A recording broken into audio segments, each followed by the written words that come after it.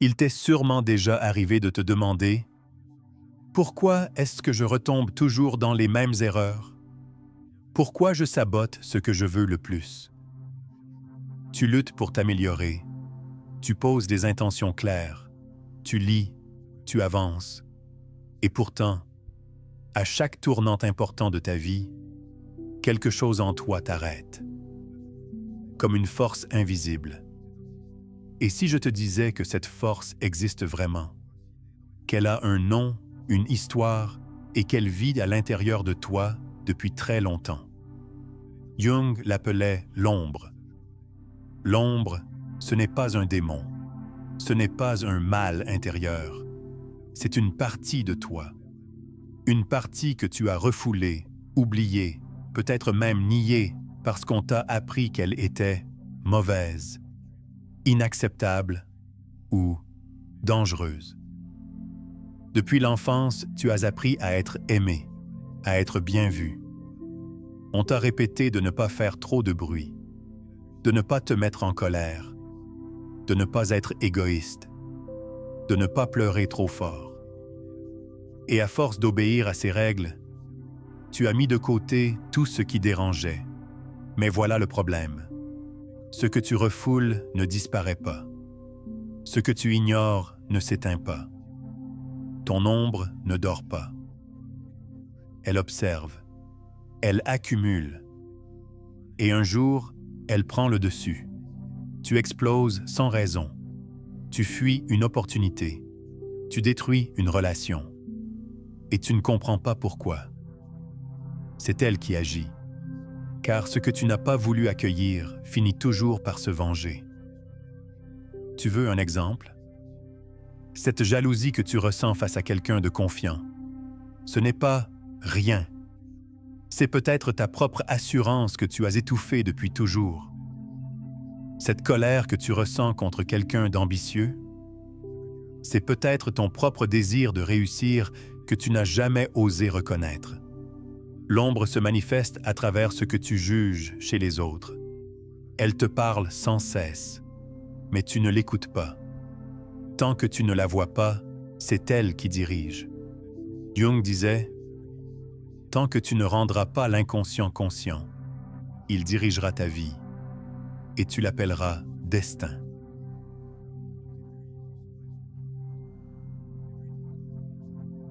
Métaphore. C'est un avertissement. Tu crois être libre. Mais si tu ne sais pas ce qui t'anime vraiment, alors tu es juste un personnage en pilote automatique. Tu n'es pas maudit. Tu n'es pas faible. Tu es inconscient de ce qui t'habite. C'est très différent. Le plus grand piège, c'est de penser que l'ombre est ton ennemi. En réalité, elle contient ce que tu as de plus puissant. Elle est la porte vers ton intégrité, ta vérité, ta force brute. Mais pour cela, il faut descendre. Il faut oser regarder en soi ce qu'on a toujours fui. Ce n'est pas agréable, mais c'est nécessaire. Parce que si tu continues à faire semblant, à tout contrôler, à tout rationaliser, tu perdras encore et encore. Mais si tu acceptes que tu n'es pas aussi propre, aussi parfait, aussi calme que tu le crois, alors tu peux commencer à guérir et à reprendre enfin ta vie en main. Pourquoi certaines personnes t'irritent autant, alors qu'elles ne t'ont rien fait? Pourquoi tu réagis parfois avec une violence émotionnelle disproportionnée face à des situations pourtant banales? Tu crois que c'est à cause d'eux, que ce sont les autres qui te blessent. Mais si je te disais que tout ce que tu ressens, tout ce que tu rejettes avec autant de force, parle surtout de toi? Ce que Jung a révélé, c'est que l'ombre agit en silence. Elle ne vient pas te dire « je suis là ». Elle t'habite. Elle se faufile dans tes gestes, dans tes mots, dans tes réactions. Elle se manifeste surtout par la projection, ce mécanisme par lequel tu vois chez l'autre ce que tu refuses d'admettre chez toi. Tu critiques cette personne trop sûre d'elle. Peut-être que, quelque part, Tu souffres de ne pas oser t'imposer. Tu juges quelqu'un d'ambitieux ou de trop visible.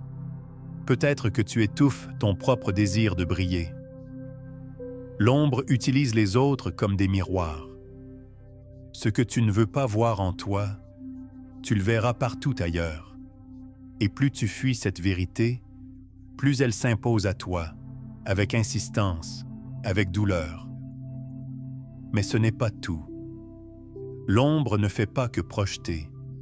Elle sabotage. Elle te fait rater ce que tu veux le plus. Tu veux réussir, tu poses des actions, tu avances, et au moment décisif, tu fais un pas de travers. Tu oublies quelque chose d'essentiel. Tu dis ce qu'il ne fallait pas. Tu perds ton énergie. Et tu conclus. C'est moi, je suis nul. J'ai toujours été comme ça. Non, ce n'est pas toi. C'est une partie de toi que tu ne vois pas, mais qui agit pour t'empêcher de changer. Pourquoi? Parce que l'ombre préfère l'échec connu au succès inconnu. Elle veut rester dans ce qui est familier, même si c'est douloureux, même si ça t'épuise. Elle est liée à ta survie émotionnelle passée, pas à ton épanouissement actuel. Elle rejoue sans cesse le même script. Parce que ce script, tu l'as intégré comme une vérité. Et dans tes relations, c'est encore elle qui attire les mêmes schémas. Tu dis que tu veux être respecté, aimé, vu, mais tu tombes sur des personnes qui te rejettent, t'utilisent, t'ignorent, encore et encore. Tu dis que c'est le destin ou les autres qui sont toxiques. Mais peut-être, c'est ton ombre qui les appelle, parce qu'en eux, elle trouve une scène parfaite pour continuer le drame intérieur que tu refuses de regarder. Alors arrête. Arrête de croire que les autres sont le problème. Ce que tu vis dehors est un écho de ce que tu refuses de voir dedans. Ce n'est pas une condamnation, c'est une chance. Parce qu'en regardant ces schémas, tu peux comprendre. Et en comprenant, tu peux enfin choisir. Tu crois peut-être que tu es en contrôle. Tu prends des décisions, tu choisis tes amis, tu gères ta carrière. Et pourtant, ta vie tourne en rond. Toujours les mêmes blocages, les mêmes conflits, les mêmes erreurs. Tu changes les personnes, les lieux, les situations. Mais tu retrouves la même fatigue, le même vide, la même frustration. C'est le signe que ton ombre est au volant. Mais comment la reconnaître? Quels sont les signes concrets qu'elle te gouverne sans que tu ne le saches? Le premier, c'est la projection constante. Tu vis dans un monde où tout t'irrite. Les autres sont égoïstes, arrogants, instables, sans valeur. Mais si tu regardais mieux, tu verrais que ces critiques sont les reflets inversés de ce que tu refuses en toi. Plus une personne t'agace sans raison, plus elle te montre un fragment de toi que tu as mis à l'écart. L'ombre adore utiliser les autres comme bouc émissaire. Le deuxième signe, c'est la répétition des échecs. Tu es sur le point de réussir, de construire quelque chose, et tu casses tout. Tu procrastines, tu paniques, tu abandonnes. Encore et encore. Tu dis que c'est de la malchance. Mais la vérité, c'est que tu portes en toi des croyances enterrées. Je ne mérite pas. Je vais être rejeté. Je ne suis pas assez bon. Ce ne sont pas des pensées conscientes. Ce sont des verdicts de l'ombre. Tant que tu ne les exposes pas, ils continueront à saboter ta réussite. Troisième signe. L'attraction envers ce qui te fait mal. Tu dis que tu veux une relation saine, mais tu choisis toujours les mêmes partenaires toxiques. Tu veux la paix, mais tu t'entoures de chaos. Tu veux de la reconnaissance, mais tu la fuis dès qu'elle arrive. C'est le théâtre de l'ombre. Elle te pousse vers ce qui valide ses blessures. Parce que tant qu'elle reste aux commandes, tu restes prévisible. Et tant que tu es prévisible, tu es contrôlable. Autre signe subtil, la peur du jugement. Tu as peur qu'on te voie échouer, qu'on te critique, qu'on t'humilie. Tu passes ton temps à anticiper, à éviter, à te camoufler. Mais d'où vient cette peur? D'un passé où être toi-même a coûté cher.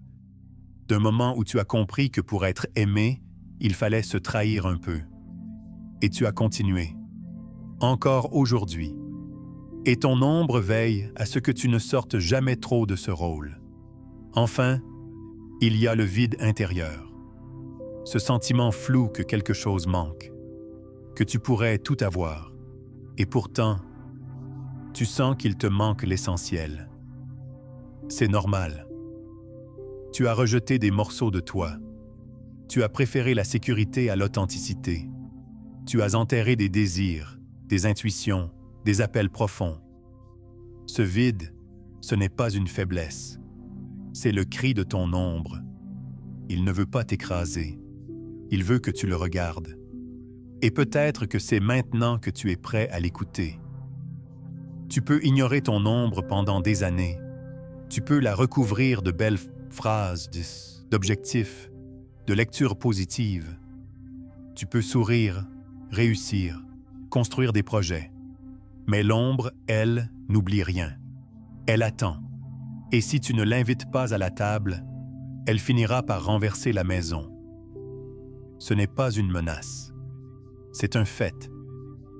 Toutes les émotions que tu refuses de ressentir, colère, jalousie, humiliation, désir, rage, elles s'entassent quelque part. Et ce quelque part, c'est ton corps, ton inconscient, ton cœur. Tu peux les fuir un temps, mais plus tu les enfouis, plus elles fermentent. Et un jour, ça déborde. Ça déborde sous forme de colère explosive, de crise de panique, de burn-out, de décisions radicales que tu ne comprends même pas toi-même. Tu dis « Je ne sais pas ce qui m'a pris. » Mais moi, je te le dis, c'est ton ombre qui a parlé. Elle en avait marre d'être ignorée. Ce que tu refuses de voir en toi devient un danger. Si tu refuses ton besoin d'être vu, il se transforme en dépendance affective. Si tu refuses ta colère, elle devient violence passive. Si tu refuses ton ambition, elle se mue en frustration silencieuse. Et tout cela te ronge. Pas en surface, non, en profondeur. Jusqu'à te faire douter de qui tu es. Et parfois, ce poison devient une identité. Tu t'identifies à ton ombre.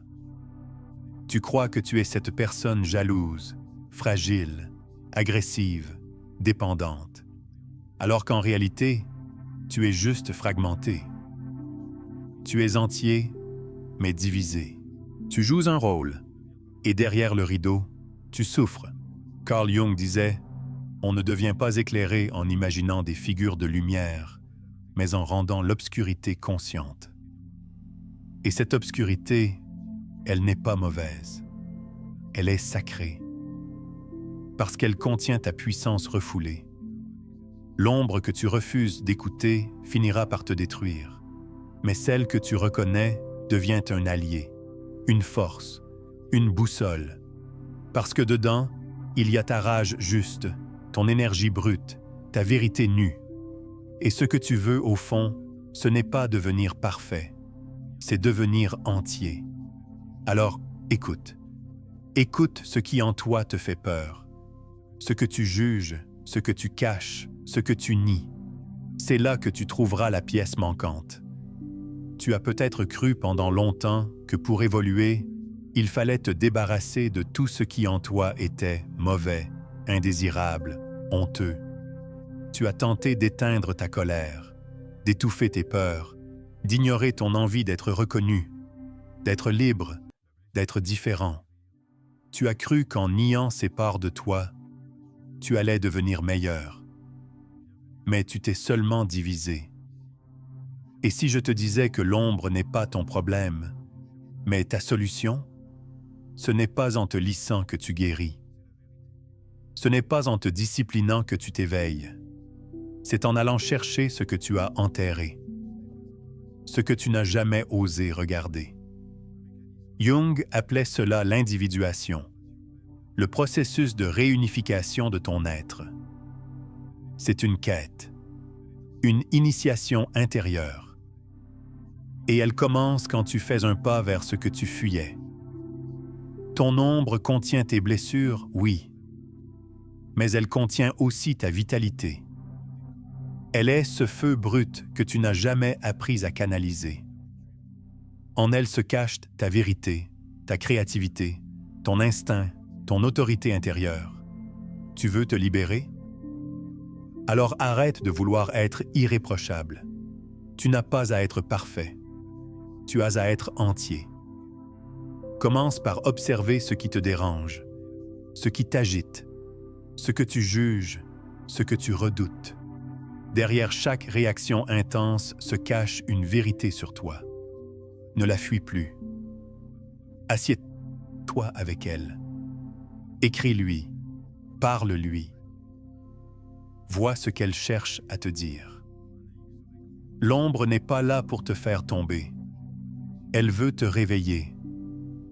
Et tu sais ce qui se passe quand tu commences à l'intégrer? Tu cesses de te trahir. Tu ne cherches plus à tout justifier, à tout contrôler. Tu deviens plus vrai, plus stable. Tu n'as plus besoin de masque. Et surtout, tu n'as plus peur de toi-même. Le monde te poussera toujours à briller sans jamais t'expliquer comment t'enraciner. Toi, aujourd'hui, tu choisis un autre chemin, celui de l'unité intérieure. Alors n'oublie pas, ce n'est pas la lumière qui te sauvera. C'est ta capacité à marcher avec ton ombre, sans la fuir, sans la condamner. Parce que c'est là, dans cette rencontre sacrée avec toi-même, que commence la vraie liberté. Tu fuis une part de toi. Tu la caches, tu la nies, tu fais semblant qu'elle n'existe pas. Mais elle est toujours là. Tapie dans l'ombre. Et tant que tu refuses de la regarder, elle te dirige. En silence. En profondeur. Carl Jung l'avait compris. Ce que tu ne rends pas conscient revient dans ta vie sous forme de destin. Si tu sens que quelque chose en toi crie sans mots, que tu es en guerre avec toi-même, que tu portes un masque pour survivre, alors abonne-toi. Ici, on ne parle pas de développement personnel à la surface. On parle d'intégration, de guérison, de ce face-à-face douloureux mais nécessaire avec cette part de toi que tu préfères éviter, ton ombre. Abonne-toi si tu es prête à descendre dans les profondeurs, pas pour t'y perdre, mais pour t'y retrouver.